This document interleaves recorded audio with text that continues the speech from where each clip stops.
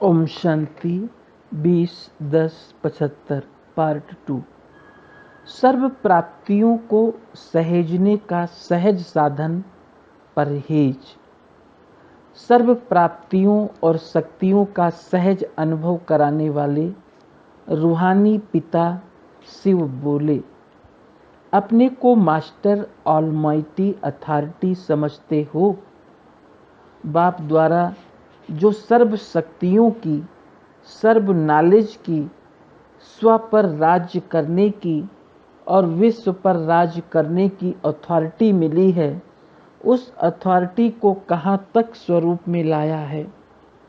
ये रूहानी नशा निरंतर बुद्धि में रहता है। सारे दिन के अंदर स्व पर राज्य करने की अथॉरिटी कहाँ तक प्रैक्टिकल में रहती है, ये चेकिंग करते हो। नॉलेज की अथॉरिटी से पावरफुल स्वरूप कहाँ तक रहता है। सर्व प्राप्त हुई शक्तियों की अथॉरिटी माया जीत व प्रकृति जीत बनने में कहाँ तक प्रैक्टिकल में अनुभव होती है। जब जिस शक्ति द्वारा जो कार्य कराना चाहो वही कार्य सफलता रूप में दिखाई दे, ऐसे अथॉरिटी अनुभव करते हो। बेहद का बाप सभी बच्चों को आप समान ऑलमाइटी अथॉरिटी बनाते हैं, तो बाप समान बने हो। कहाँ तक बने हैं ये चेकिंग करना आता है। कई बच्चे बाप दादा से रूरिहान करते हुए ये एक बात बार बार कहते हैं कि चेक करते हैं, लेकिन अपने को चेंज नहीं कर पाते। जानते हैं, मानते हैं और सोचते हैं, लेकिन कर नहीं पाते। युक्ति चलाते हैं लेकिन मुक्ति नहीं पाते। उसके लिए क्या करें। इसका कारण एक छोटी सी गलती व भूल है, जो कि इस भूल भुलैया के चक्कर में लाती है। वो क्या है। जैसे दवाई चाहे कितनी भी बढ़िया हो और अपना डोज भी ले रहे हों, लेकिन एक बार भी परहेज में से कोई एक वस्तु स्वीकार कर ली, वह जो स्वीकार करनी थी वो नहीं की, तो दवाई द्वारा व्याधि से मुक्ति नहीं पा सकते हैं। इसी प्रकार यहाँ भी नॉलेज रूपी दवाई लेते हैं, अर्थात नॉलेज को बुद्धि में दौड़ाते हैं। ये यथार्थ है या ये अयथार्थ है, ये करना चाहिए या नहीं करना चाहिए, ये रॉन्ग है ये राइट है, और ये हार है या जीत है, ये समझ बुद्धि में है। अर्थात समय प्रमाण दवाई का डोज ले रहे हैं, रू रिहान कर रहे हैं, क्लास कर रहे हैं, सेवा कर रहे हैं और ये सब डोज ले रहे हैं। लेकिन जो पहली परहेज व मर्यादा है, पहली परहेज, एक बाप दूसरा ना कोई, इसी स्मृति में और समर्थी में रहना, ये मूल परहेज निरंतर नहीं करते हैं और ही कहीं न कहीं अपने को ये कहकर धोखे में रखते हैं कि मैं तो हूँ ही शिव बाबा का और मेरा है ही कौन। लेकिन प्रैक्टिकल में ऐसा स्मृति स्वरूप हो जो संकल्प में भी एक बाप के सिवाय दूसरा कोई व्यक्ति व वैभव, संबंध, संपर्क व कोई साधन स्मृति में ना आए। ये है कड़ी अर्थात मुख्य परहेज। इस परहेज में अलबेलेपन होने के कारण, मनमत के कारण, वातावरण के प्रभाव के कारण या संग दोष के कारण निरंतर नहीं रह सकते। जितना अटेंशन देना चाहिए उतना नहीं देते हैं। अल्पकाल के लिए फुल अटेंशन रखते हैं, फिर धीरे धीरे फुल खत्म हो जाता है, अटेंशन हो जाता है। उसके बाद अटेंशन अनेक प्रकार के टेंशन में चला जाता है। परिस्थितियों व परीक्षाओं बस अटेंशन बदल टेंशन का रूप हो जाता है। इसी कारण जैसी स्मृति जाती है तो समर्थी भी बदलती जाती है। ऑलमाइटी अथॉरिटी के बदले माया के वशीभूत होने के कारण वशीकरण मंत्र काम नहीं करता, अर्थात युक्ति मुक्ति नहीं दिलाती है। और फिर चिल्लाते हैं कि चाहते भी हैं, फिर क्यों नहीं होता। तो मूल परहेज चाहिए, इस एक बात पर निरंतर अटेंशन रखो। दूसरी परहेज, बाप ने तो अधिकार दिया है अपने आप का मालिक बनने का व रचयितापन का, लेकिन रचयिता बनने के बजाय स्वयं को रचना अर्थात देह समझ लेते हैं।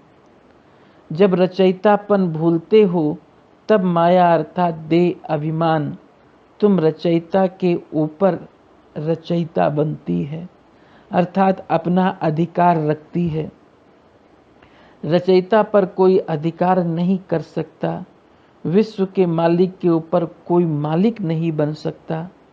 माया के आगे रचना बन जाते हो और अधीन बन जाते हो, तो इस मालिकपन की व अधिकारीपन की स्मृति स्वरूप रहने की परहेज निरंतर नहीं करते हो। तीसरी परहेज, बाप द्वारा सबके ट्रस्टी बने हो, इस तन के भी ट्रस्टी हो, मन अर्थात संकल्प के भी ट्रस्टी हो, लौकिक व अलौकिक जो प्रवृत्ति मिली है उसमें भी ट्रस्टी हो, लेकिन ट्रस्टी के बजाय गृहस्थी बन जाते हो। गृहस्थी की दुर्दशा का मॉडल आप बनाते हो। कौन सा मॉडल बनाते हो? जो सभी तरफ से खिंचा रहता है। दूसरा, गृहस्थी को गधे के रूप में दिखाया है, अनेक प्रकार के बोझ दिखाए हैं, ऐसा मॉडल बनाते हो ना। जब गृहस्थी बन जाते हो तो मेरेपन के अनेक प्रकार के बोझ हो जाते हैं। सबसे रायल रूप का बोझ है वो मेरी जिम्मेवारी है, इसको तो निभाना ही पड़ेगा। और कोई गृहस्थी ही तो अपनी कर्मेंद्रियों के वश हो, अनेक रस में समय गंवाने के गृहस्थी तो बहुत हैं। आज कन रस वश समय गंवाया, कल जीभ रस वश समय गंवाया। ऐसे गृहस्थी में फंसने के कारण ट्रस्टीपन भूल जाते हो। ये तन भी मेरा नहीं, तन का भी ट्रस्टी हूँ, तो ट्रस्टी मालिक के बगैर किसी भी वस्तु को अपने प्रति यूज नहीं कर सकते। तो कर्मेंद्रियों के रस में मस्त हो जाना, उसको भी गृहस्थी कहेंगे, न कि ट्रस्टी। क्योंकि श्रेष्ठ से श्रेष्ठ मालिक जिसके आप ट्रस्टी हो, उनकी श्रीमत एक के रस में सदा एक रस स्थिति में रहने की है। इन कर्मेंद्रियों द्वारा एक का ही रस लेना है, तो फिर अनेक कर्मेंद्रियां द्वारा भिन्न भिन्न रस क्यों लेते हो? तो लौकिक व अलौकिक प्रवृत्ति में गृहस्थी बन जाते हो। इसलिए अनेक प्रकार के बोझ, जिसके लिए बाप डायरेक्शन देते हैं कि सब मेरे को दे दो, वो बोझ कार्य ही अपने ऊपर उठाए, बोझ धारण करते हुए उड़ना चाहते हो, लेकिन कर नहीं पाते हो। तो इस परहेज की कमी के कारण युक्ति चलाते हो, लेकिन मुक्ति नहीं पाते हो। बाप दादा को भी ऐसे बच्चों पर तरस पड़ता है। मास्टर सागर और एक अंजलि के प्यासे हैं, अर्थात योग और ज्ञान द्वारा जो अनुभव की प्राप्ति होती है, उस अनुभव की अंजलि के प्यासे हैं। इसलिए अब परहेज को अपनाओ तो सर्व प्राप्तियां सदा अनुभव हो। सर्व प्राप्तियों की प्रॉपर्टी के मालिक ऐसे बालक सो मालिक प्राप्ति से वंचित हो, ये तो बाप से भी देखा नहीं जाता। तो अब 63 जन्मों के गृहस्थीपन के संस्कार छोड़ो, तन के और मन के ट्रस्टी बनो। सब बाप की जिम्मेवारी है, मेरी जिम्मेवारी नहीं। इस स्मृति से हल्के बन जाओ, तो फिर जो सोचेंगे वही होगा, अर्थात हाई जंप लगाएंगे तो ये रोना चिल्लाना रूह रिहान में परिवर्तन हो जाएगा। रूह रिहान द्वारा रूहों में राहत भर सकेंगे, नहीं तो कभी अपनी शिकायतें, कभी परिस्थितियों की शिकायतें, इसमें ही रूह रिहान कर समय समाप्त कर देती है। तो अब शिकायतों को रूहानियत में बदली करो, तब संगम युग के सुख का अनुभव करेंगे। समझा?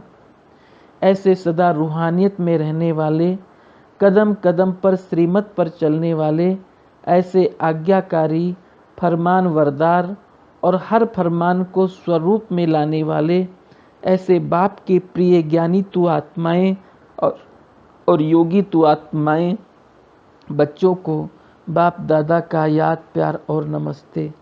इस मुरली का सार।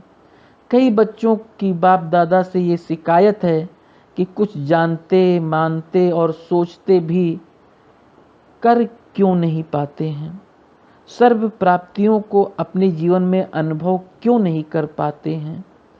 इसका कारण ये है कि ज्ञान औषधि का सेवन करने के साथ साथ धारणाओं रूपी परहेज नहीं रखते, अर्थात ईश्वरीय मर्यादा में नहीं रहते। दूसरी, पहली परहेज, एक बाप दूसरा न कोई, दूसरा कोई व्यक्ति, वैभव, संबंध, संपर्क या साधन अपना लेते हैं। दूसरी परहेज, स्वयं को रचयिता अर्थात आत्मा समझने के बजाय रचना अर्थात देह समझ लेते हैं। तीसरी परहेज, ट्रस्टी के बजाय गृहस्थी बन जाते हैं। तो अब परहेज को अपनाओ, शिकायतों को रूहानियत में बदली करो, तो ही संगम युग के सुखों का अनुभव कर सकेंगे। ओम शांति।